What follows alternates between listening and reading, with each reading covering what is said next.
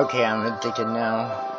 So I was listening to what these people were saying, or what you were saying with these people, and especially in the last portion. So this is the music from my first video, which I used this video but without the music. Okay, and this is the last video, and this is my fish. So I'm going to film my fish, and that apparently you can still see that screen behind my fish. I'm going to read first chapter subjects. And you got to forgive me if I don't get the accents right. And all the other ones I mark little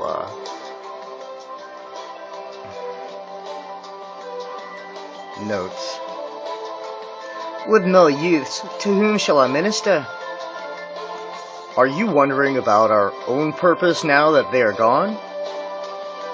Have you heard the one about the pastor who is stranded, alone, on a desert island?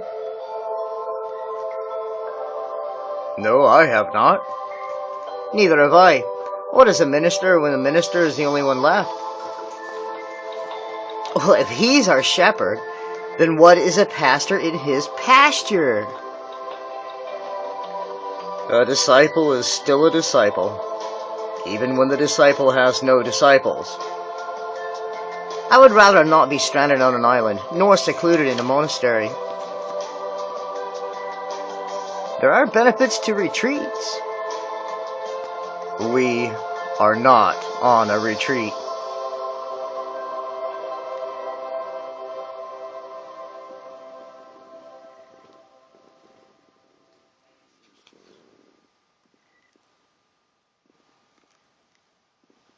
Sorry, I meant to do that earlier.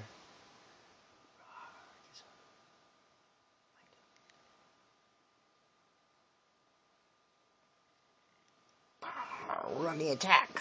We're looking for souls. Well, I have some views on that. But anyway, we are not on a retreat. Why not? Retreats are not permanent. How would such a thing benefit the community of Christians at large? There are tales of Christians who, long ago, would live their whole lives in seclusion. They were considered great among our people. Wasn't that a rare occurrence? Does rarity negate value? Was it also not a choice? Was it not also a choice, usually? Our seclusion is one of necessity. Normally, the rest of us must work in the community. Long ago, the priests were given a task, to minister before the Lord. A secluded minister still has an audience. To what avail? What good is it to preach to a choir? What would such a thing look like? Have you ever rehearsed a sermon by yourself? Have you ever imagined him in one of your pews or sitting in one of your meetings? We are the subjects, and he is our king.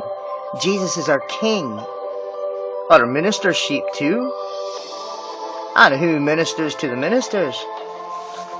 Who preaches to the preachers? To be leaders in a community dedicated to following someone other than ourselves?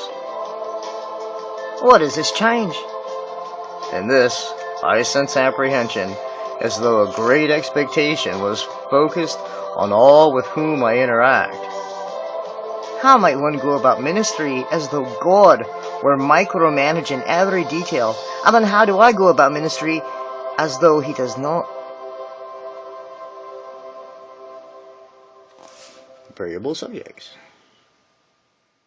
Many of these can be easily found on Flying Exploit.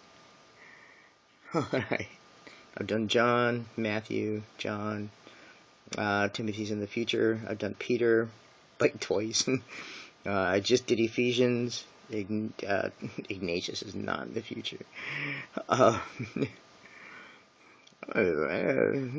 Great. But